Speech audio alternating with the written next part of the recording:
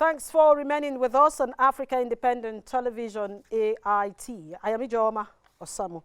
A few hours ago, President Muhammadu Buhari gave in to the many calls for change of service chiefs. And the president made an announcement, the spokesman of the president issued a statement. And according to that statement, which was issued by a special advisor on media and publicity, Femi Adesina, the new service chiefs are Major General Leo Irabo, the Chief of Defense Staff; Major General I. Atahiru, the Chief of Army Staff; Rear Admiral A. Awa, the Zabaru Gambo, the Chief of Naval Staff; and Air Vice Marshal Ishiaka Oladayo, the Chief of Air Staff.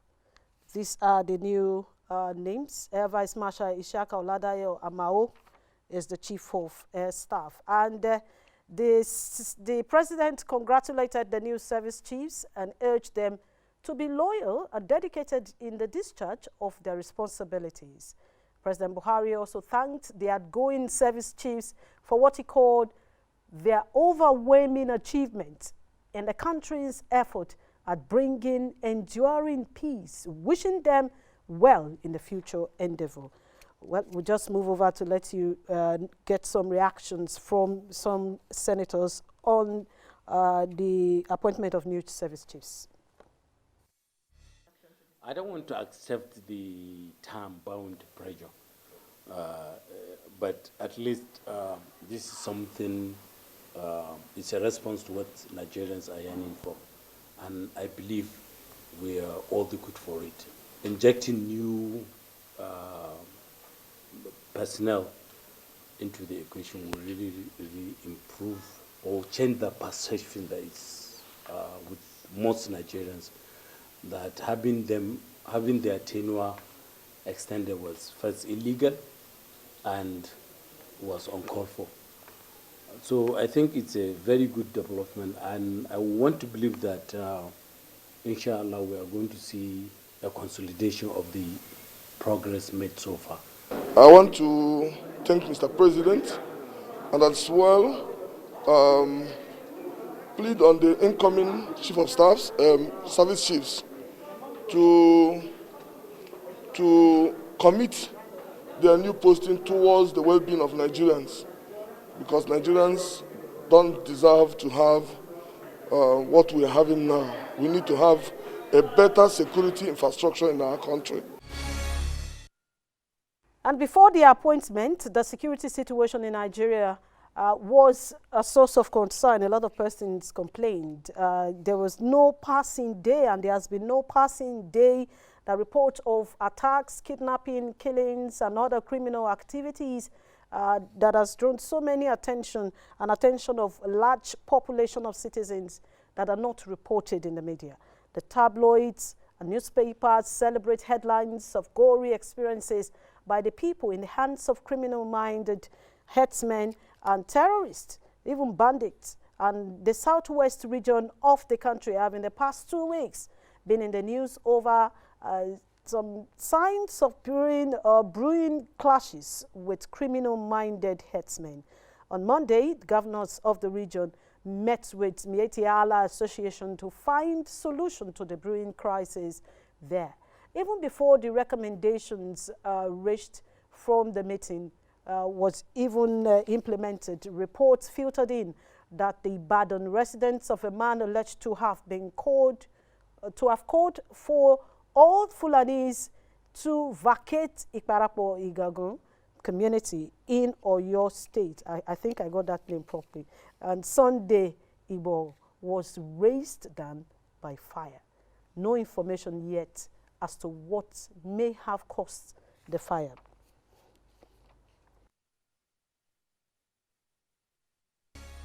It was around 3:30 a.m. My brother living in my former house alerted me that some arsonists attacked my house and set it ablaze.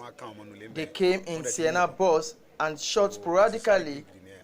On getting to my house, it was already on fire. so I called firefighters who put it off. I'm not after any political appointment. All I'm after is for the Fulani killer herdsmen who are kidnapping, raping, and killing our people to vacate our land in Southwest. I don't need money from anybody. I'm after peace of Southwest region where our people can go to their farms without fear of the herdsmen.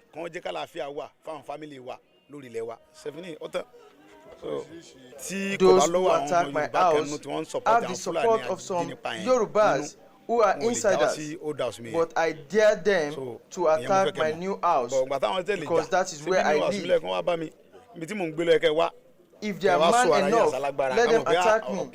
Let's see who is brave enough between me and them. The issue at hand is not an issue of ethnicity. It's not an issue of bigotry or issue of communal war. It's an issue of war against insurgency, terrorism, and banditry in Yoruba land. And our own effort is that for the government and governors within the Southwestern region and Nigerian Governors Forum to have convoked a meeting with the Miyetti Allah Association without the victims, without those that were being affected. We have shouted to the high heavens and given ultimatum severally against the insurgents. It will be a crocodile tears for the Miyetti Allah to now come out and told us that they are going for a search of the criminals. Well, that's the reaction to the house of Sunday that was burnt down. Nobody knows how the fire came about. We've not been able to ascertain, or nobody has even been able to ascertain how the fire came about. If it was a fire caused by someone or by electrical fault or otherwise. But as it stands now, a lot of persons have been reading minutes to it that just few days after Sunday called for Fulani herdsmen, according to the report, to vacate Ibarakwa community, and this is happening. Anyway, we'll be going in to also investigate what has happened. Our correspondent is on standby in Oyo State, Ibadan. And just as the Southwest governors were meeting to resolve threats to security of the region, the Southeast had its bitter news of clashes in Olu, in Imo State.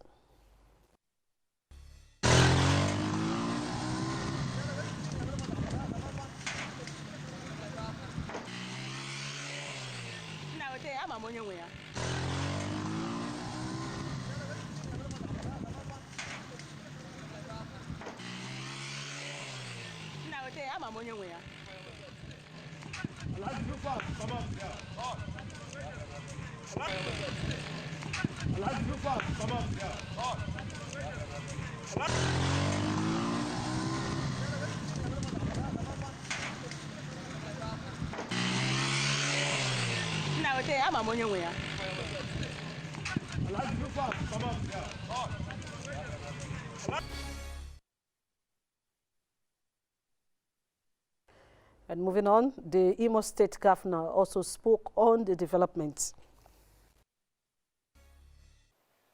Received a very disturbing report on the activities of a group of militants who unleashed a shooting spree in the Olu area of the state as an interim measure to immediately restore the peace in Olu zone. Security agencies have been deployed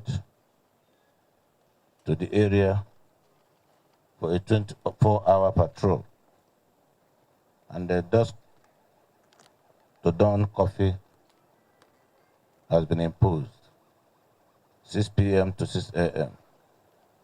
in the following local governments: Olu local government area, Osun local government area, Oru East local government area, Idato North and Idato South, including Itsu, Njaba, and Wangele local government area. Inquiry inclusive. All law-abiding citizens are advised to comply strictly with the curfew as announced. Anyone caught violating the curfew will be treated as a suspect.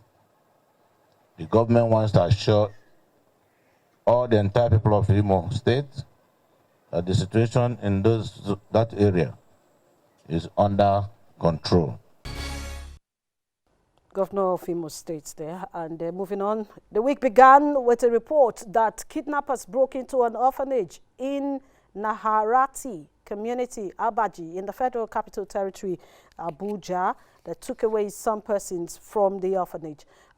This account we are about to bring to you is an account by one of the victims who had been kidnapped, according to him, 3 times in the FCT. And he also witnessed when the criminals entered into the community, and how we're going to listen to him now to tell us how the whole activity, the whole kidnap saga happened.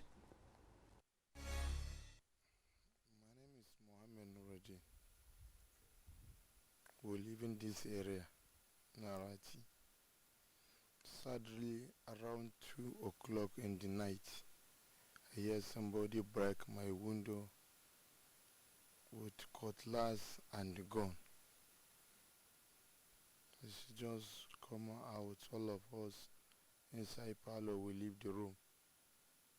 And they cross into my house. They start to knock my door. Knock very, very hard. I told them, say, if any person enter this house in this night, I will kill him. As they hear my voice, because light no day for parlor, they can't see any person. They said the place where I did shoot the double gun. Both of 2 persons with guns shoot the same place. But you know God, if your day never reach, can never be died. So the bullet change the direction. That is God working.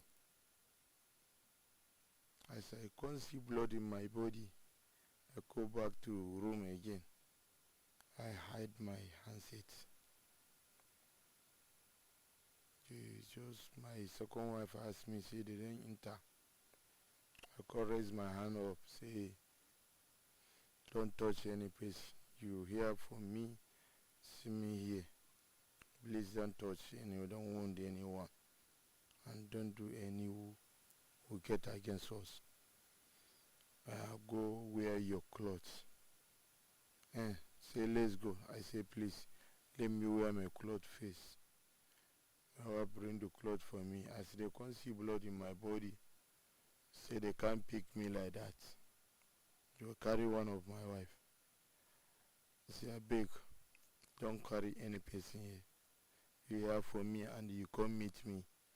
Please don't carry anyone. You see, they can't carry me with blood on my body. Because they ask me what happened here. I say, when you shoot the gun shoot me. So, okay, we can't go with you, because if you go with you, you go die there. I told them, say, if you consign for my date, you can't enter my house for this night. I beg, take me. See, they can't take. Tell one of my wives, say, if you never follow us, we'll go shooting date.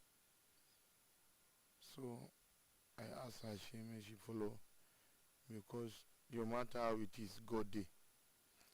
As God when He tells, save me from their action. And not saying, inshallah, God go save her again. She followed them, follow this side, one. So, not be the first time. We wish that is to become the last. That is all our prayer. Say it is the last for us. Those people can scare us or to carry any other person, but it's not for the first time. But for some 3 months ago, we get rest because nobody they take it for this our area. But after that, there are many people, many. I'm telling you. No, that is. Well, you just heard the victim. He said it is not the first time they are coming, and he has had experience for the third time, but this time around he didn't allow them, and he made sure that he protected himself and his family, and they went after the orphanage. That was the experience in the FCT. Update of the experience in the FCT of kidnapped victims. Well, moving ahead, this definitely are not good times for Africa's most populous nation, Nigeria, and we will be talking security and also take a look at the appointment of the new service chiefs. And on the program tonight, we shall be speaking with a university lecturer, Dr. Sam Amadi, is joining us via Zoom. Thank you, Dr. Sam, for joining us on the program. Thank you very much. All right. Also, we also will be having the director, the executive director, Policing Nigeria Marshal Egbe Akparaku Adu, will be joining us on the program, and he's already via Zoom, and we're also expecting.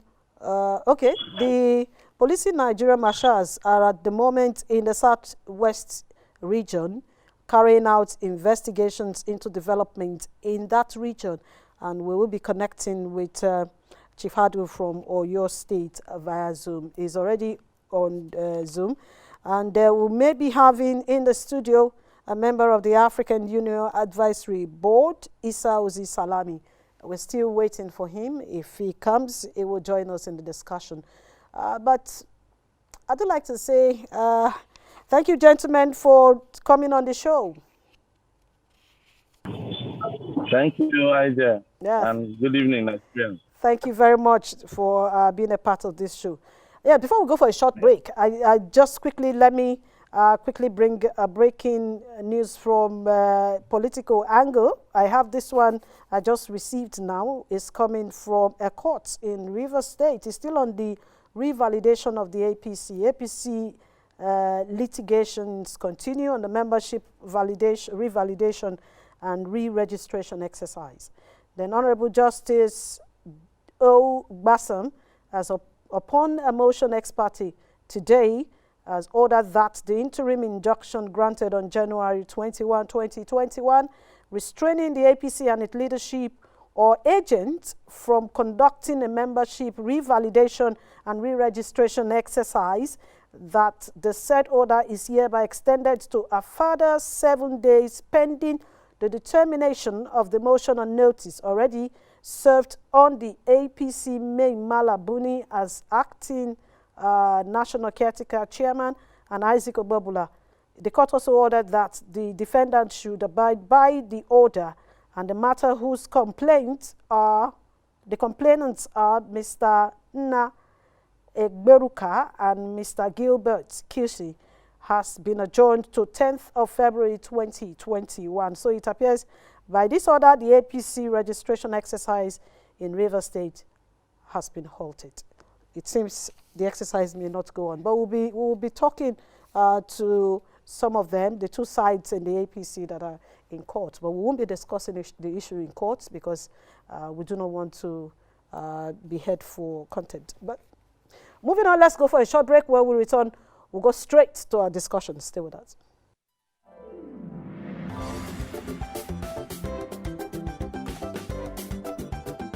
Did you know that AIT's social media handles have all changed? If you are one of the millions of our followers on Facebook, Twitter, and YouTube, this is introducing to you AIT's new official and rebranded social media handles. Like or follow us now on our Facebook page, Official AIT Live. If you're on Twitter, switch to our new handle at Official AIT Live and activate the notification button to get breaking news and updates on the go.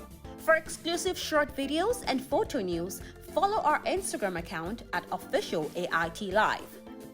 Subscribe to our YouTube channel, Official AIT Live, and enjoy live streaming of news and your favorite programs, where you can also watch our broadcast materials at your own convenience. Note that Official AIT Live is the only authentic social media profile name with all the handles on our website ait.live, with a notification prompt to accept and receive breaking news and updates on the go. Log on to Facebook, Twitter, Instagram, and YouTube platforms on your smartphone, tablet device, laptop, and desktop to follow us now.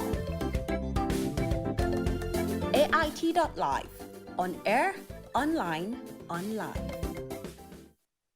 Thank you very much for remaining with us. Remember to be part of this program. We may just take out some time to take your tweets, so you can send us your tweets on our official Twitter handle at Democracy Number Today with a double Y, or you can also follow me on my handle at EJ Osamo. You send your tweet to my handle. We'll be taking some tweets tonight, especially to take reactions to the recently just appointed new service chiefs. Well, let's go straight to Dr. Sam Amadi. Thank you very much for remaining with us. Thank you very much. Thank you. I would like us to start with the service chiefs before we go to the issue of Olu, the crisis in Olu. The service chiefs, I know that you had once or twice said there's no big deal about changing the service chiefs, that the old ones. And a lot of people, including the Senate, as already said, called on the president then to urgently change the service chiefs. And now the president has yielded to their call. Well, I think first it's a good development symbolically. And let's not forget that it says they resigned. Of course, that's the normal procedure. You will ask for the resignation. So first, this has happened long ago. Again, the irony is that the press statement is for the overwhelming achievement. Really. Sorry, sorry, Chief Adu, can you just mute your audio for a while so that we can get, when we call on you, if you mute it, because we can hear what you're saying here. Thank you too. Sorry, Doctor, sorry. Okay, so I said, yeah, it's symbolic. It makes a lot of sense symbolically in the sense that it creates a sense of new beginning. These service, irrespective of their qualifications and service experience, clearly have lost traction or legitimacy with the people. And of course, we can say that somehow we can have a sense of low morale with rank and file officers. Basically, we've seen people doubt to really command and hold the and men management excellent. So we need to have beyond this whether the new persons who are coming with clear commitment to depart on what they work. If you look at the profile of the new service chiefs, some of them are very, very credible. A few of them, for example, the new army chief was somebody who didn't do very well.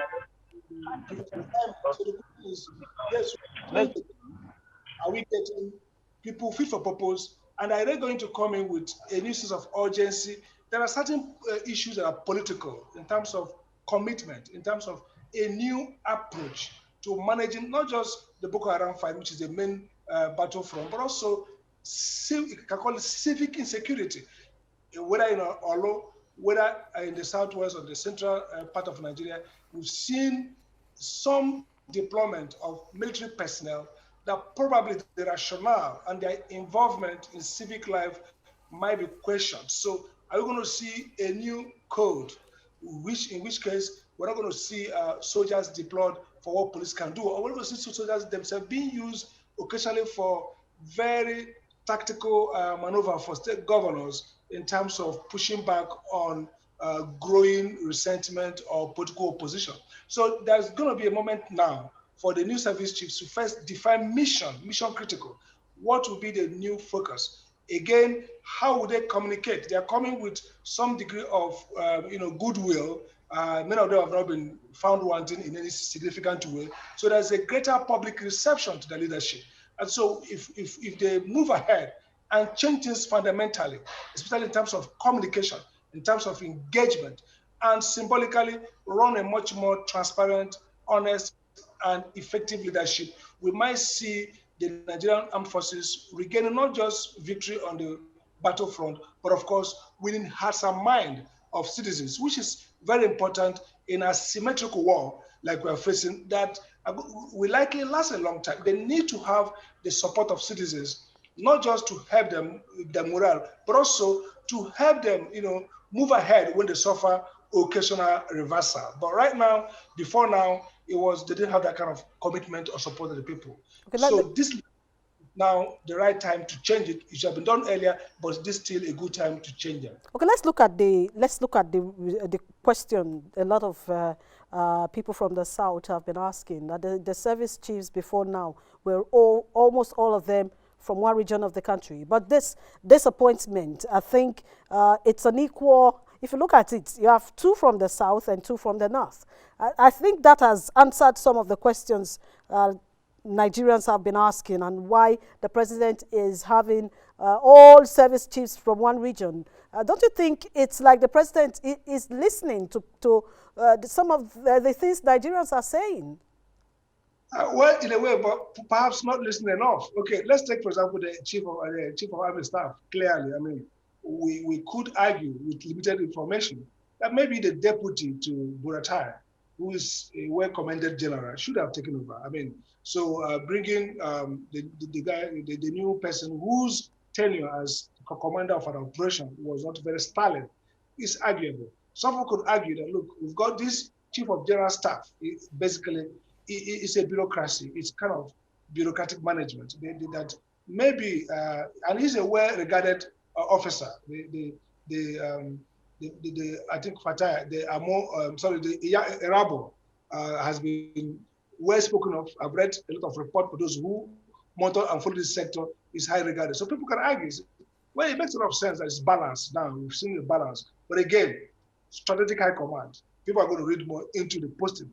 But I think at this point, I will be less concerned about the geopolitics of these appointees and just hope that somehow they'll have the courage to do things differently. We might begin to see a new beginning of a much more effective war against insecurity and war against terrorism. So for now, I would say that Nigeria should cut the slack. Let's allow these new officers take over. Let's forget that who comes from where. And of course, people talk about the South is not having any representation. That might be an old story that's going on forever. And look, this president has been here for now 6 to 7 years, so 6 years. So we should be a little bit conversant, a little bit familiar with his style. And even if the Southeast doesn't have a representation, I think we should close rank and give these guys support. It's what it is. So maybe in 2023, we will see Southeast taking position in this critical appointment. But for now, whether in Southeast or Southwest, we should support them. We should monitor them, help them to succeed, and maybe forgive Mr. President for these significant omissions of Southeast and see it, in a generous manner. Let's think it's just happenstance, even though it has been too many times it has happened, and then move forward. But clearly, it would have been a new turnaround if we saw a Southeasterner heading a major operation. That would have undone several things that I've probably done badly in the past, and that would have signaled a new beginning. But so far, so good. Let's not overlabor the geopolitics of the appointment and focus on the competence and the symbolic fact that, look, Burota is off. We could have a fresh breath. It's helpful when you are in a crisis. But when you talk about the Southeast, the question to ask is, do they have the Southeastern officers in the rank and file? If you look at it, because they go by ranks. What about, are they strategically positioned to take the next seat? We also asked that question too. Yeah, but to answer that question briefly, in the last 6 or 5 years, there have been many officers from that who have been retired. I think they will have person. But look, this is an appointment that belongs to the president. I am a supporter of the executive power of the president. You have to make these appointments. You have to stand by them. And you have to be politically accountable for them. The president determines. I mean, even some of the appointees, they needed to even retire some persons. By the way, we're talking about the deputy to General Buratai is going to be retired because the guy who's coming to take over is lower than him. So basically, there's a military operations. I would believe that there could be some Southeastern, but if there are no Southeasterners, it's not just military, the police force. We saw the first AIG or DIG was a woman who probably could have been a IGP from the Southeast. So basically, look, it's what it is. There's a sense in optically they're not there. In optics, you can't see them there. But if the president makes a decision on good faith and they deliver, Southeast, Northeast, Southwest, everybody will be happy. So I think at this point we should close rank and focus on helping these generals deliver and help us out, irrespective of the geopolitical imbalance. All right. We'll come back to you. Paraku Adun is still there. Thank you very much, Chief Adun, for joining us on the program. I don't know if Chief Adun is still on. Let's quickly go to him if we have him. Otherwise, we'll just go for a short break to bring you the traditional rulers who spoke from the southwest. Stay with us. The traditional worshippers of Ondo State strongly support our amiable governor and the government of Ondo State for this generous move. I'm now calling on the government of Ondo State to involve us in anything they want to do about this Fulani herdsmen disturbing the peace of our land. We therefore call on Ondo State government to involve the traditional worshippers of Ondo State in their move to curb the heinous activities of criminals, herdsmen in our land. We have been quiet because nobody invited us. As everything stands now, we are ready to cooperate with the government to chase out the criminals from our land. Nobody has monopoly of power. Thank you so much for remaining with us. Let's quickly go back. If we have Chief Paraku Adun, who is in Oyo State, let's join him and also hear from him, give us updates of what's going on in Oyo State after the governor's meeting. You just heard the complaint from the traditional rulers there that most of them were not invited to the meeting between the governors and the Meiti Allah on the talk on the security in the southwest. That's their complaint now, that they should have invited them to be part of the meeting, even if they don't have to say anything, but they should have been part of the meeting. Yes, let's see if we have our guest still on our line. Do we have Paraku Adun online? Okay, let's go over to Dr. Amadi. Doctor? Yeah. Yes, Dr. Amadi, we are going to the incident that happened yesterday in Imo State. Olu, you just said the governor said that for now, they have called for a time for people to stay indoors and not come out so that they can check the outbreak of insecurity in that area. What do you think, the gun duel that we saw in Olu yesterday? Well, it's very unfortunate. And by the way, let's start with saying that I've talked to the activists on ground, I've talked to some of the lawyers and human rights lawyers in Imo State. And the impression I got is that this came out of some confrontation between traders in Olu and the soldiers got involved from Obize, and then, of course, some militants, supposedly from IPOB's Eastern Security Network, also got involved. Now, the question that the new Chief of Army Staff will address is, to what extent should we get soldiers involved in some of these civic issues? For example, traders are quarreling, let's assume people from Eastern origin or people from Northern origin are in a market. These are things that governors that on ground should be able to manage through the police system, through civic engagement. Or what is happening mostly, what is creating most of this insecurity crisis is also the effect of poor leadership. Many governors, including Imo State, are not really focused on dialoguing, engaging with groups, be they militant groups, be they activist groups, but groups that have issues. So this is the first point, is that I see lack of effective government. The second point is the irresponsible sometimes and reckless deployment of soldiers. And so what happens when civilians or anybody attack military people, maybe injure them, is that it leads to some reprisals that are disproportionate and, interestingly, oftentimes fall on completely innocent people. That is a violation of fundamental human rights at a massive scale. Even if certain individuals have committed crime against the state or even against military institutions, by the way, we ought to always respect military institutions. In my experience in the US, everywhere, people rarely attack the soldiers, not because they are formidable in terms of military prowess, but because they represent the glory and the dignity of the state. So I would deplore any attempt to attack military people. Is delusionary, is stupid, is actually unpatriotic. But when it does happen, it needs to be sorted out in a civic law enforcement process.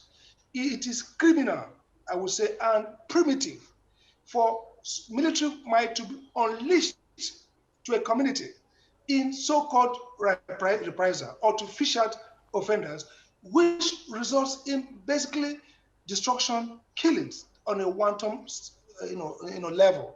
We saw it in Obibo, where people up to today we are still counting the dead and counting losses. We saw it in Emene, we'll see it in Olo. I think it's a matter of national conversation to draw a line and say, henceforth, the state government should take charge and create a presence such that they can engage with all stakeholders. And if there are violations, including loss of life, the legal system provides for process, prosecution, investigation. That's what the police should do. It's not a case to authorize and say, I've called in the military. We are running many war fronts across the country unnecessarily because of failure of leadership, because of the lack of credibility of leaders who cannot speak and persuade their populations, their citizens, to behave properly. So I think that the 3 points clear to me is that the Southeast particularly has been victims. There have been victims of this lack of leadership that results in killings.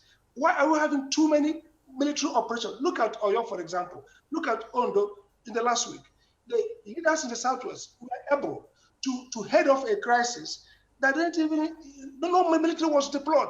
Even in the North, that we consider security high point, apart from Boko Haram and fighting clear insurgents, we don't see the deployment of military to terrorize civil population or to avenge killings or to quell disturbances. But every time in the Southeast governors are very prone, because of lack of effective governance and engagement with their population, they're always prone to calling the military, and we see military violence all the time. All right. That's really a crisis of monumental proportion and the mass violation of human rights of citizens who themselves may be caught up in this crossfire between non-state actors and the military. That's not the definition of good governance. All right, let's go to Oyo State. We still have Chief Akparapo Adu still standing by. Thank you very much for joining us on the program. Well, I don't think he can hear me because I can't even hear anything from him. If your audio is down, can you just unmute your audio, please? We can't hear you.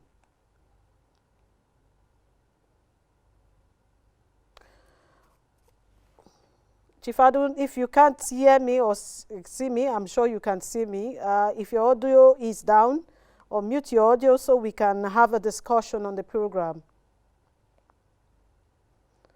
All right, to be part of this program, you can't be here. You just send us your tweets. Let's quickly take 1 or 2 tweets before we can reconnect to Akparapo Adun. We are yet to get audio from that side. And we'll just quickly, okay, we can hear him now.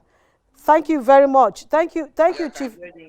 Thank you, Chief Adun. Can you just tell us what's going on in Oyo State, since your group are on ground to monitor activities there? Yeah. Yes, at the moment, the policing Nigerian marshals are on fact-finding mission nationwide, and our activities are taking us around the southwest and other part of the country. Like we said, following the insecurity situation occasioned by violence and crime in several other ways, it has led to the point where the security agencies are overstretched already. And we used to say, what is happening in Southwest at the moment, in that part of the Southwest, maybe would have been controlled if government has taken its responsibilities of making sure the rights of citizens are being protected and concern is given to threats that are capable of breaching peace, such as this one that we are seeing at the moment. It's unfortunate that what is happening has happened, and it was not managed from the beginning of the symptoms of it, and waiting for a time where the battlefront will be established right inside the city where the people are staying. At the end, putting citizens in jeopardy of being unsafe, and they're running for their safety and all that up and down everywhere. So what are your findings? What are your findings since you are going around the country now? Because we still do not really have so much time. You're going around the country. Particularly with the issues in the Southwest at the moment now, the issue concerning this the Sunday and the rest of his team members and other than the Nigerian security agencies, like I said, it was mismanaged. And right now, the insecurity is so high at the end of the day, because if it's not even given more attention to as it is now, the chances are that what has happened now may generate to something more higher, because the people are scared. They are afraid of the unknown. Everybody is thinking that what is happening here might degenerate to something higher and something more dangerous than what they are seeing at the moment. And as a result of this, I think the summary of our advice so far, because we are still on fact-finding mission, and for us it will be too early to even run into conclusion of judging. We can't even start judging on what will be the outcome finally. But at the moment, we know there is tension all over the place, and we know that the citizens are scared. People are not sure of what will be the next line of action. But the summary in all is that at the moment, Nigerians are really, really, really not happy with what is happening in this part of the country. Yes, the Southwest is sitting on the face of what is not meant to be at the moment, but we don't have a choice. We just have to encourage the people to say, in as much as I cannot sit here and begin to unveil all kinds of things that are being seen on the ground at the moment, but we still believe that at the end of this fact-finding mission, IJ will be able to give you something that will be more concrete, something that will be more stronger, and something that can be more realistic. For us, we are embarking on a campaign. And this campaign is to promote, we are domiciling our networks and the strategies on intelligence gathering across the country to support the security agencies' operational effort. So like I said, some of the facts on ground now might be too heavy to drop on air because we are still in the field. But unfortunately, what is happening here is as a result of the mismanagement of... Okay, I think we just lost connection there. Let's quickly go straight to our tweets, where we have some tweet. We already have some tweets here. This is coming from Abdul Salam Salamda. That's what I have here. He said the sacking of the service chiefs was long awaited and long overdue. This is the first step to hopefully a change in the security situation of the nation. We can only pray that there will be progress from here.